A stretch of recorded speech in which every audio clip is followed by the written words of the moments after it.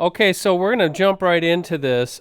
This is a very special day for Deer Talk Now podcast. Our friend, longtime industry colleague, Mark Drury. Thanks for joining us, Mark. Hey, thanks for having me, Dan. It's always a pleasure to get on here and talk deer with you guys. I had to think about it today.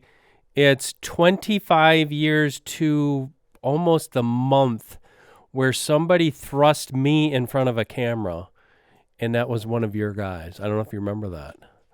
There you go. We had a partnership with Drury Outdoors back in the day when the VHS tapes, a lot of young people probably don't even know what those are anymore. But they were producing their videos, and we offered them through the magazine. And you sent one or two producers up here, and I was petrified. I was the young guy on the totem pole, and they said, "Dan, you gotta go do this video." And I was so like, I bet you if you found that clip, that was probably the most uncomfortable I've ever been in my life. I bet it's gold. I bet it's golden. It's totally golden. Okay, so I'm going to start with a would you rather. I've been doing these lately with our guests. Okay, would you rather? You can only take one hunt next year. Would you rather hunt for 5 days for mule deer in Alberta, or opening day turkey season in Missouri? Turkey. I knew you were going to say that. Are you still that eaten up with it? Oh gosh. It's closing. What's today? May 31st. So it's closing all over the place except for Maine. And yeah, it's a sad day for me. I was texting with Paul Butsky earlier today. He goes, I got a knot in my stomach. I said, so do I. It's I hate when it's over. Turkey's my favorite. It's my first love. It'll always be my true love, and I'll stay loyal to it. I will say this: I am thankful that it comes at a different time of the year than fall whitetail season. So we're lucky in that respect. But I love spring turkey hunting. I saw a video you guys posted on your page, the Drury Outdoors Facebook page. I don't know, was that just recently where you shot one at like 3 steps? Yes, yeah. Wade and I were out on our western swing, and it was It looked it was like, awesome. was it a Miriam's or a Rio or? No, that was Miriam. Okay. For sure. And just a great setup. And that bird, we'd worked him, I don't know, 4 or 5 different times that morning. We finally got where he wanted to go. And it's just turkey hunting, like he wouldn't come to any of the other spots. We'd get out there with him on his terrain. And I mean, he came immediately when he heard the call that time. And he came all the way in. And I was ready to shoot him at like 15, 20 yards when he first popped up over the hill. And Wade kept holding me off because he had some brush kind of getting out of focus. And I had good front cover, and he waltzed all the way in. It was awesome. That is pretty cool. You guys want to, I know I've actually written about this many times in my blogs, but there's several people in the industry who I really admire their camera skills, and Drury Outdoors is right up there. And Mark, especially, not to get Mark's head too big, Mark Drury, Lee Lukoski, Pat Reeve. I'm trying to think of somebody else. And they say for hunting, I said no, for actually shot execution. Taking that shot when it's the perfect angle. Now, I know it doesn't happen every single time, but the other thing too, and I know you've stressed it throughout the years, is me as the end user, the consumer, that video is almost always perfect. And if you guys haven't seen that clip especially, it's perfect. The turkey's right there. I mean, it's like in Mark's lap and he shoots it. It's pretty darn cool.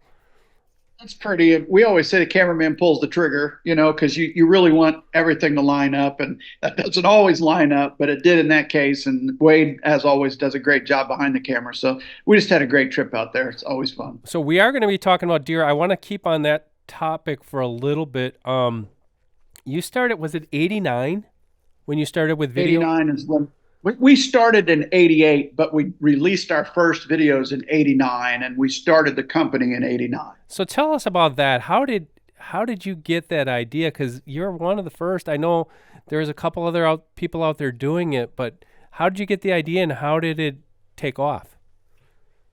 Well, it stems back to our turkey roots. Back in those days, I was very active on the competitive calling circuit, going all over the country. And I would try to get every bit of audio that I could to learn how to call better. And one of the things that I rented a video down at a local video store, Denny Gulbis, or it was a Denny Gulbis video. And Denny was he's still a god to me, the way he called, and he would call the birds in, and but he never killed any of them. And this is going way back 1989. And I showed Terry that video and I said, we could do this because I know some of the best callers in the country. I said, we could get them together. Steve Stoltz, Jeff Probst, Drew Jones, Keith Wall. Like I said, these guys are best friends of ours, but we need to kill them when the turkeys come in.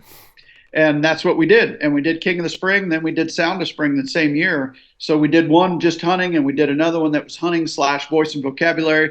And those videos just took off because we were killing them. And Primos was out at that time as well. Will was on our first video on King of the Spring.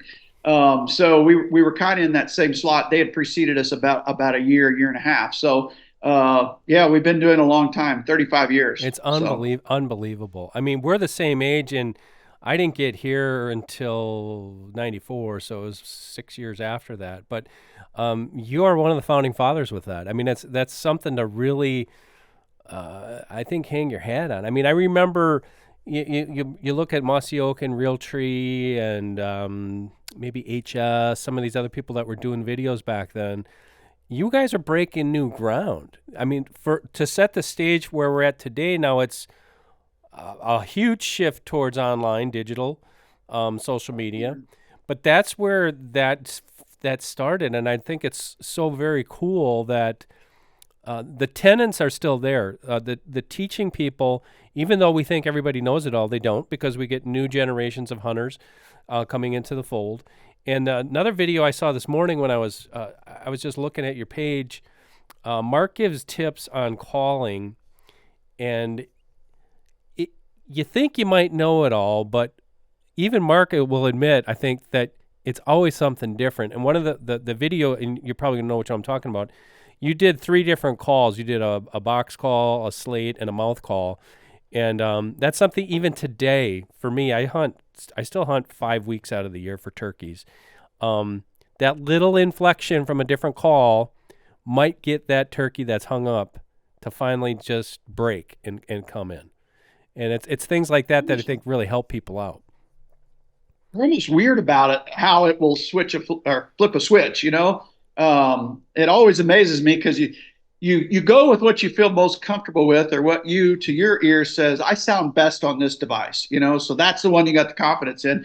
And then you run the one that you have the least confidence in, that to your ear sounds the worst, and that's the one the turkey responds to. So turkeys can be weird. Never be afraid to throw something different in a wild turkey. And the same for white-tailed deer. You never know when you can go with a different grunt call, or go from grunting to snorting, or to wheezing to rattling, and all of a sudden they respond. So it's the beauty of Mother Nature. You just never know what's going to win that any individual chess move. We do have to shift it to deer. I think we should do an episode with Mark called Turkey Talk now, because I could talk, especially today, sitting here today.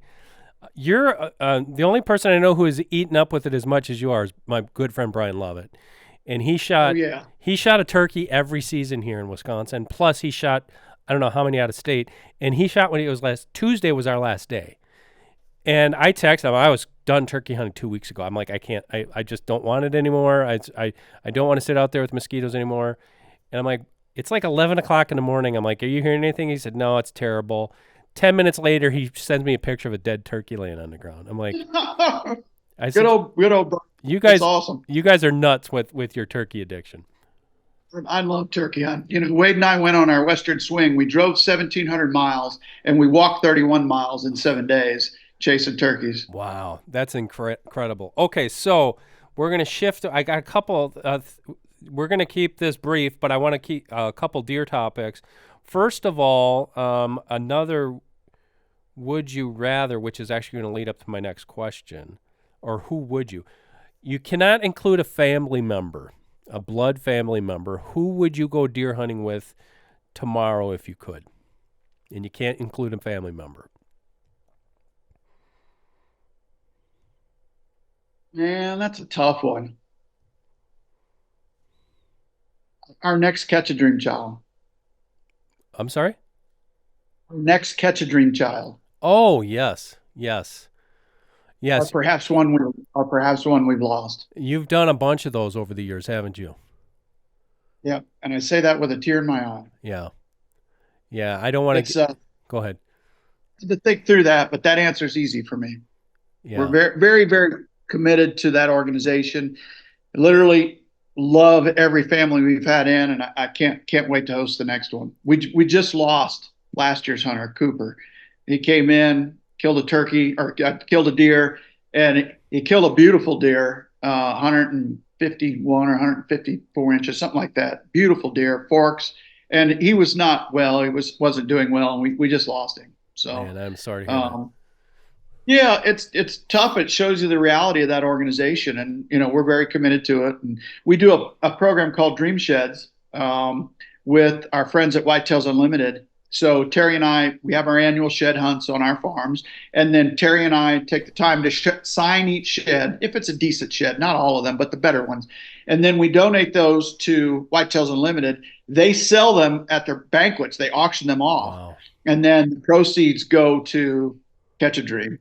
And to date, we're up to like $750,000 we've raised for Catch a Dream. So Man, it's been a that is awesome. phenomenal program. And you look at shed antlers through the years, and we were sitting around some 15 years ago, and we were like, what do we do with all these? It's a great sport getting out there shed hunting, but you get it removed 2 or 3 years, and you're like, they're almost dust collectors, right? But baseball fans like you, we were like, what can we do from a memorabilia standpoint? And then it hit us, and we were like, let's do this. We called Dan Vogt at Whitetails Unlimited, and they were all about it. And then we got them together with our friends at Catch a Dream, and Dream Sheds was born. So we'll write a little story, and you get a certificate of authenticity that it came from mine and Terry's farms. And it's just been a fantastic program, and it's really also raised awareness about Catch a Dream and the struggles these families go through. It's been a fantastic program to be involved with. Man, that is awesome, Mark. I did not know all of that, and I think that is just absolutely fabulous. That is really, and Yeah. you talked about sheds. I was having this conversation with a buddy here. Well, I've had this conversation. I guess as we get older, we become more reflective, and I think about all these antlers and mounts and stuff. I'm like, my kids aren't going to want it, and it's like something like that. I think that is really admirable. You guys are doing that, especially partnering with somebody like Whitetails Unlimited and having it go to charity, making somebody else dream, little kids, maybe not be a little kid, might be just a whatever age they are, dream come true. That is pretty darn cool. Okay, so Yeah, I'm it's not going to keep it too welcome. I'm not going to keep it too somber because I wanted to lead that up to the some of the coolest content I see from you guys is when you have your mom on, and Certainly. she got to go deer hunting last year, didn't she? Twice. Once with a crossbow, once with a 350 Legend. Didn't you start her? I mean, she didn't deer hunt when she was younger, did she? See, oh well, first of all, like when I was a kid, it was mom that would take me out turkey hunting before I could drive. It was mom that taught me how to clean my first squirrel, clean my first rabbit. Mom was raised on a farm with three sisters. So there were four girls, no boys, and they were literally raised dirt floor poor. I mean, they were raised in a rough area. She always jokes about the fact. She said the first guy that she always in her mind said the first one that asked me out, I'm going to marry him because I want to get the hell off this farm. And that was my dad. Dad did not hunt. Dad was a workaholic construction guy. My memories of dad was on the job site with him. And he just didn't hunt a lot.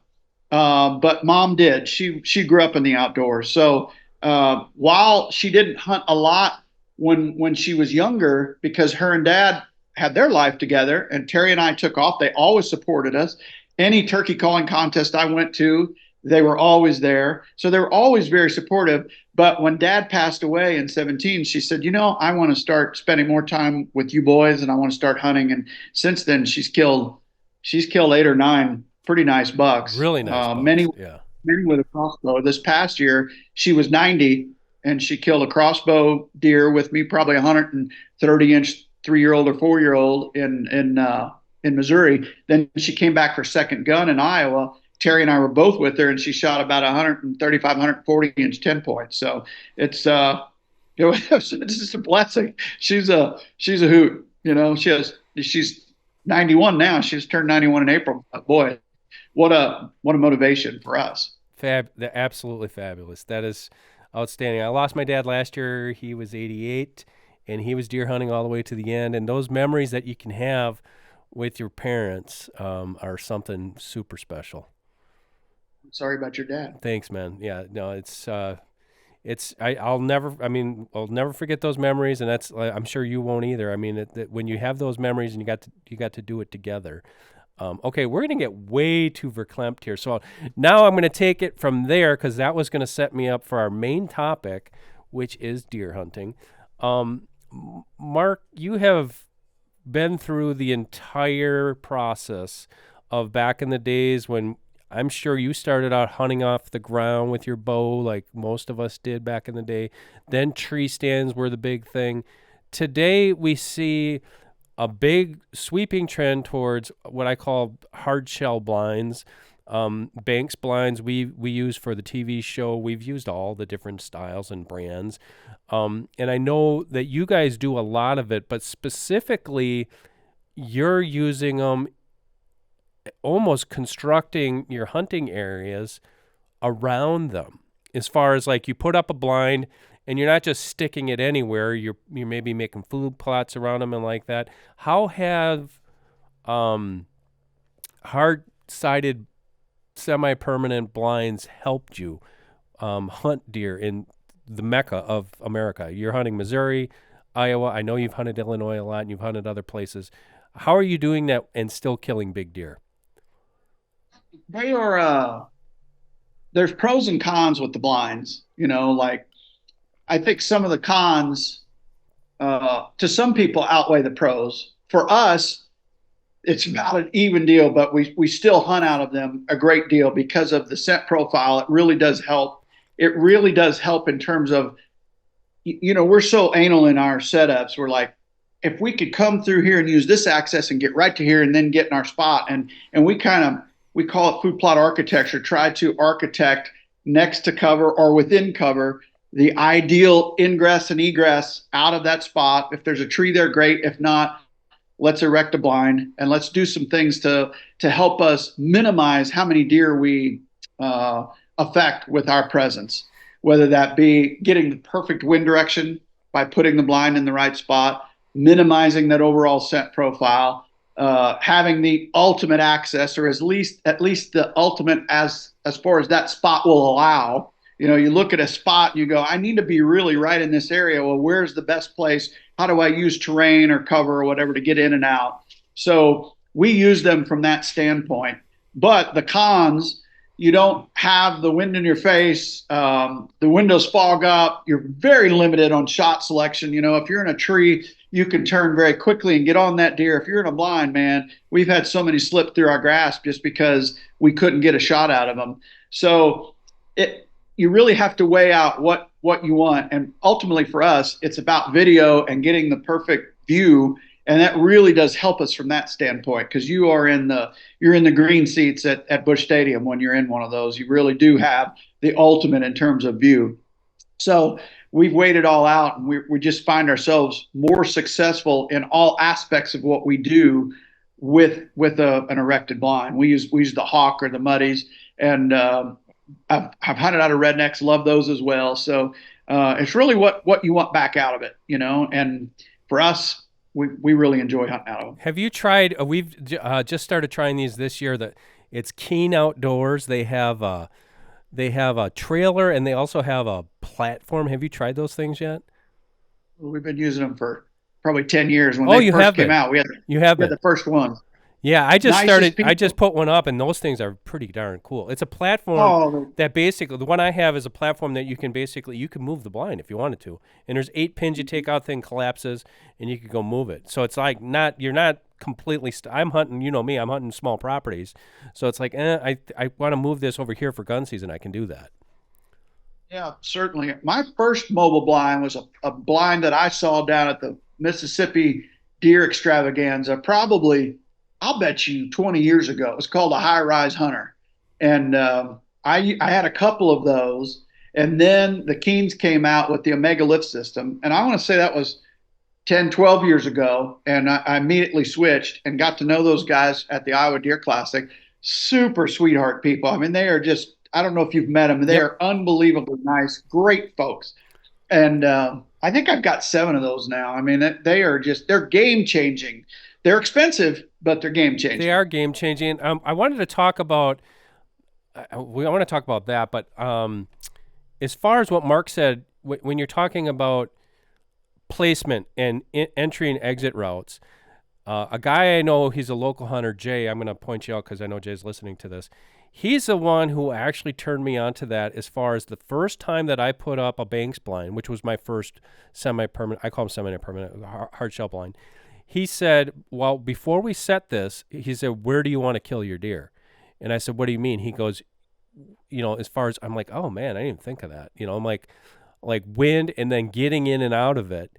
And I think, tell me if you agree or disagree. I think that's number one. How am I getting into that thing, and how am I getting out of it at the end of a night? Ingress and egress, man, and it's getting out. In is easy. Out is a tough task, and I shouldn't say that lightly because in can be a challenge if you're too close to the bed and that type of stuff. But generally, in is easier than out. But out, the last 30 minutes is when the best movement is, or right at dark, right at legal or just beyond, and out walks your target, and then you're like, well, I'm stuck here for a little bit, and we've had Now some what? late we sit, we wait. We've had some late nights, or there's the potential of perhaps someone, picking you up, or there's the potential of doing a coyote howl if you feel like you could do that. We've cleared fields like that a few times. The other thing that you can do is shine a light at them, and a lot of times they'll just walk off. But if there's a difference between a calm night and a windy night. If the wind is still sustained, they will tolerate you getting down and out if they can't smell you, as long as there's some distance between you and the deer. If they're close, they're going to hear you and everything else. So it really depends on the conditions as to how safely you get out. Do you use that on mature bucks, those tactics? Will you try to clear that field if there's a mature buck in the field? If it's a target, we generally wait till black dark. I mean, if it's a buck we've been after, and finally he walks out, call it last legal or later. I'm not letting him know I'm there, because chances are we've been hunting him 2 months, and finally you lay eyes on him, but it's after dark. So we generally wait well after dark before we will exit in that case. Great tip there. What we did is, you talk about flashing lights. I had my phone playing, was it ACDC? It was ACDC. ACDC out the window, and all the deer just sitting there looking at me. They would not leave. And I was like, well, turning up my volume. I'm like, okay, well, I guess we're sitting here for a while. But that wasn't big bucks. That was just deer in general, standing It's out there. amazing. It's amazing their response to something like that with a little bit of light left versus very little light left. Like if you would have done that, say, just past sunset, they would have cleared the field. You could have blinked and they'd have cleared the field. But if you wait till black dark, they get this comfort level about them that you can't even run them off sometimes. It's amazing how different they react with just a little bit of light versus none. That is the truth. Oh, now what about to the guys that we get this all the time. Yeah, it must be nice to be able to hunt on one of these blinds. You got to have hundreds, if not thousands, of acres to do that. I hunt a lot of small properties. I used to have one decent sized farm, and anymore I've got 40s and 80s and 160s, and I did that as a little bit of an insurance policy. What we deal with here so often is EHD. We've had die-offs the last 2 seasons again. Fall 22 and fall 23 were just murderous on us. I mean, I bet I lost half of the mature bucks in most of these areas, maybe 60-70%, but other areas didn't get touched. It's amazing how pockety EHD is. And I bought farms in a variety of different places, small parcels, just because of EHD. And there's, again, there's pros and cons to everything, but, you run into a lot of pressure and a lot of people on borders and that type of stuff, but that's okay, because you still want the resource to hunt in the fall, and that's why I did it. So I own farms in a lot of different little spots. That's a great spot, and that's one great point. And the thing that I always bring up too is, like, if you don't own land, I've got a very small piece of property, but if you're hunting other properties, like to use a turkey example all the time, one thing that I learned, I think Brian or Gordy Cron taught me this. They said you have to have several aces up your sleeve.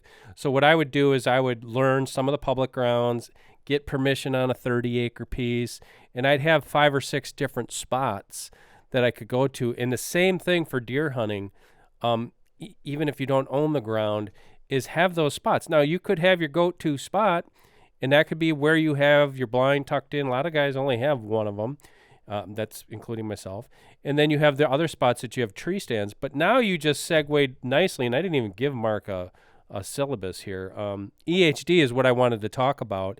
I just learned Iowa's got it in 74 counties. And you kind of alluded to it. It is pretty bad still, the effects of it. Oh, it's bad. I mean, Wade and Perry were shed hunting, and they saw one dying in a pond in March. I mean, they're still dying. We saw one during turkey season that had just died. So it's just the most brutal thing for us. But it's also, there's a silver lining to it. Whenever you take that overall population down, you really reduce social stress. Couple that with a very wet spring, which we've had thus far. If we continue wet throughout the summer, we could have a fantastic antler growing season because fewer deer, more moisture, more plant, nutrient transfer. All of a sudden, you've got that magical mix where, wow, there's a 200-inch deer, whereas the past 3 or 4 drought years, we've not seen that type of antler growth. So there's always give and take when it comes to population dynamics and what Mother Nature throws their way. So it's interesting from my standpoint to watch it for 4 decades now and see the differences in the year and the growing year in terms of plants and overall moisture and what that does to their body weight and what that does to their antlers. It's amazing the shift you can have. Is there anything that you've done or you think can be done to battle EHD? We try to keep our populations low anyway. We're really aggressive on doe harvest, and overall, we want that resource to be as close to natural. They're born in a 1-to-1 ratio, so we do our part in terms of taking as many antlerless deer as we can or as we feel needed to keep that herd in balance. And then, outside of that, what I was talking about, having different spots, like you mentioned, that helps you be more effective during the fall, but it also awards, it's a bit of an insurance policy against EHD when it does, because it will absolutely smoke a certain area. When you get it, you're liable to have an 80-90% die off, and then 4 and 5 miles down the road, you have none. It's very pockety when it hits. So that's always interesting to me.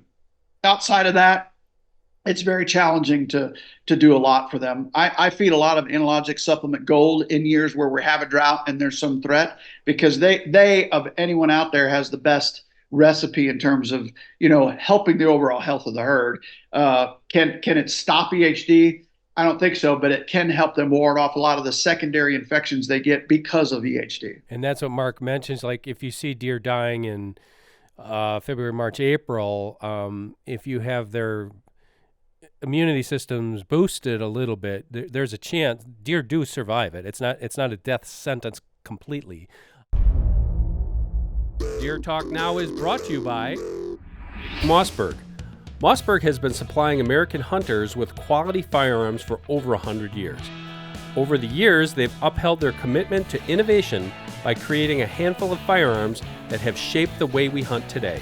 For more information, visit mossberg.com. Tell us about a horror story. Have you had any farms where you've lost all your deer, and how many years did it take to get them back? Or I should say get what you want back as far as a huntable, mature buck population.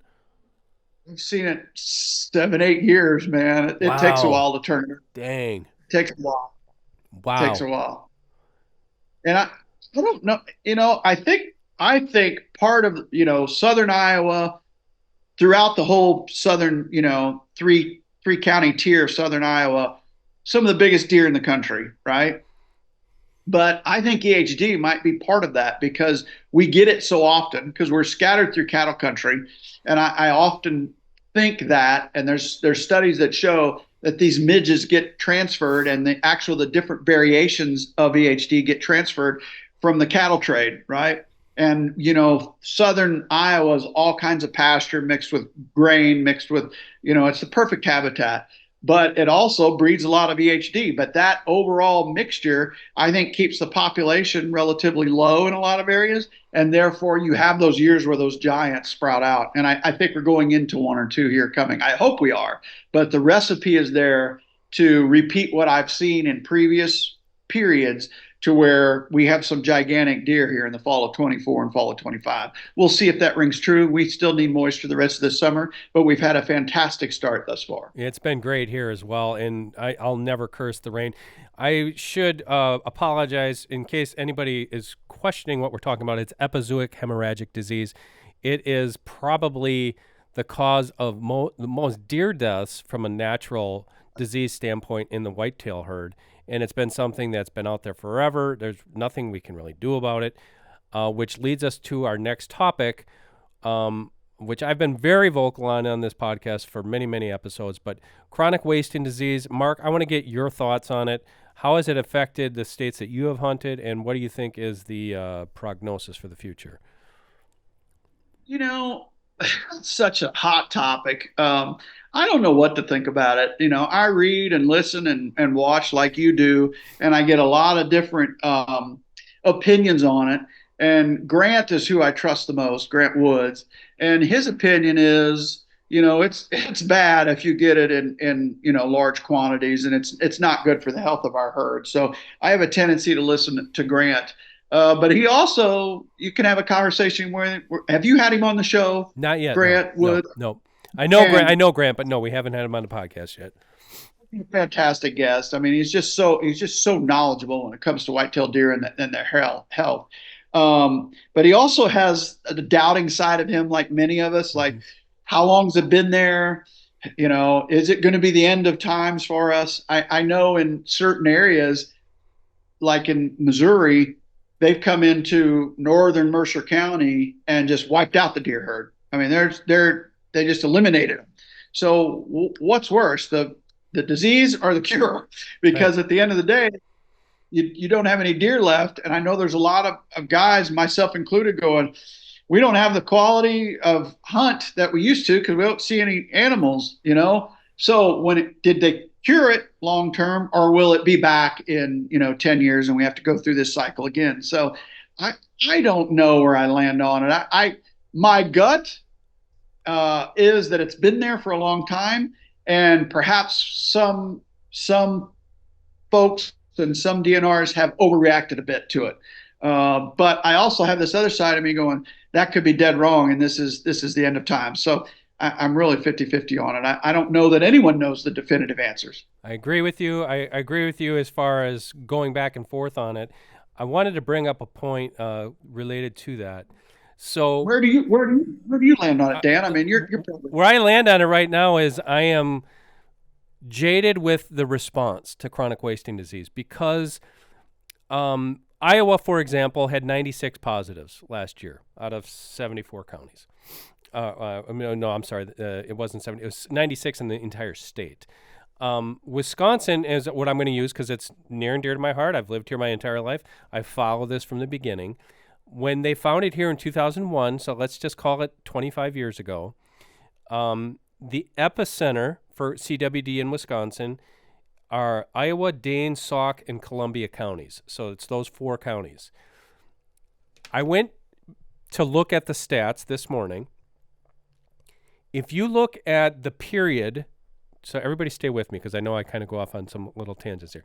1959 to 1990, the Wisconsin deer harvest went like this. From 1990 to current, the harvest has gone like this. From 2001 until now, so if you take that snapshot, which I'm going to call 25 years, with supposedly end of times chronic wasting disease numbers, we are killing 1.5 times the number of deer in those counties than we did from 1990 prior. So we're still killing more deer. So to answer your question short, Mark, is, and Grant Woods will tell you this, James Crow will tell you this, the recruitment rate of the whitetail in a state like Wisconsin or Iowa or Illinois or Pennsylvania or New York or Michigan, the recruitment rate is always going to be so high that chronic wasting disease is never going to cause mass die-offs, or it hasn't shown that. And the other thing about it is there's so much politics, and we just saw this in the news today about you have different agendas out there in the country.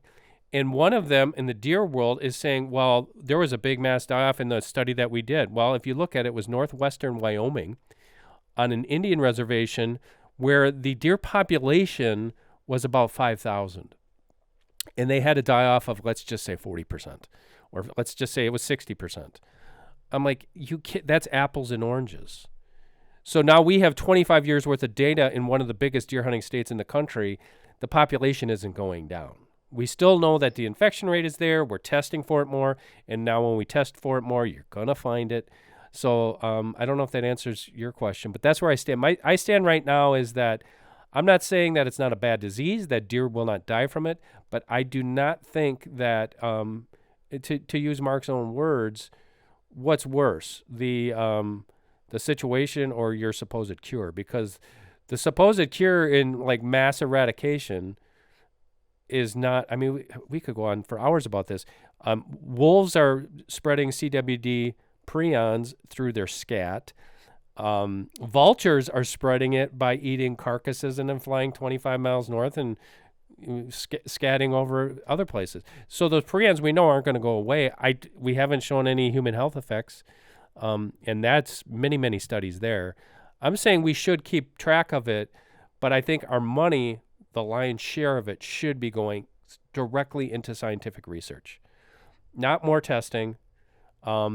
And I know some guys are going to disagree with me on that. It's like, yeah, test all you want. You're going to find it. You're going to find it in my county, your county, any state. You're going to find it.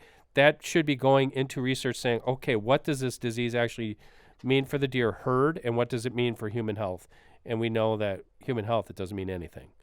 And that research has already been done. Okay, I'm going to step off my soapbox there. But So our opinions aren't far apart then. I mean, they're fairly similar.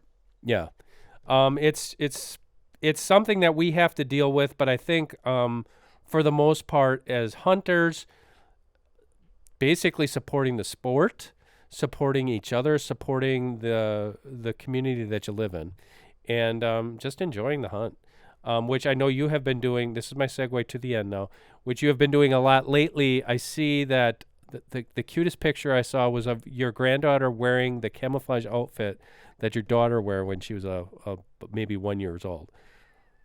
Oh, so awesome. So awesome. Well, Taylor would have been 10 months in that picture.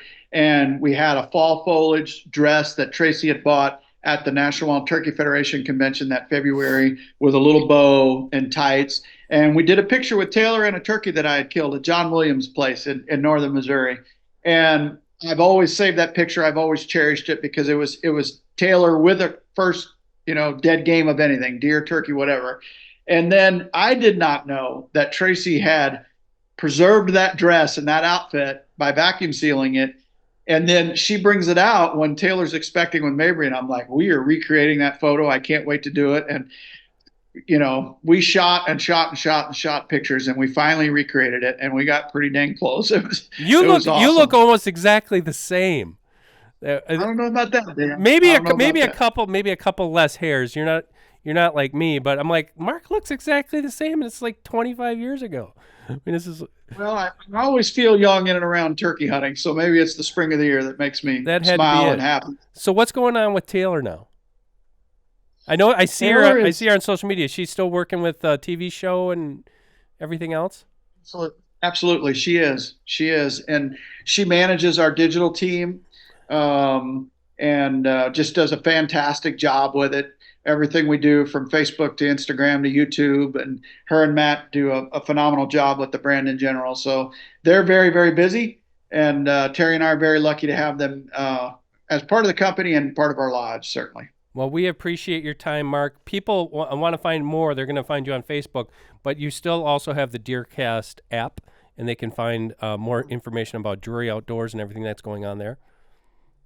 Absolutely. Yep. The app has been wildly successful. A lot of different users all across the country, and we're so thankful for everybody that's downloaded it. And it just keeps on rolling, and we've got some improvements coming and some more additions coming. So stay tuned for Deercast. That's Mark's mad scientist there, because they have an app for wind, weather, hunting information, videos. It's like everything that you use in these other apps kind of built in one.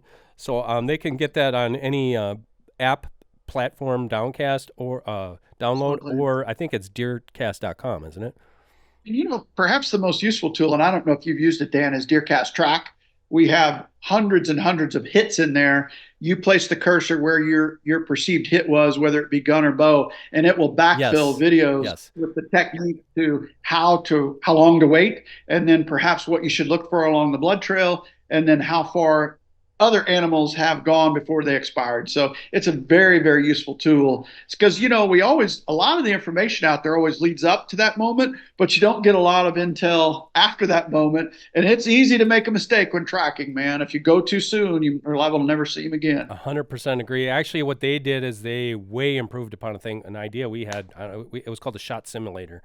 We had a guy who was a app builder built it, but it was like, then we lost track, and it's like, we're into publishing, and there's all these other things. But yes, that's a very handy tool.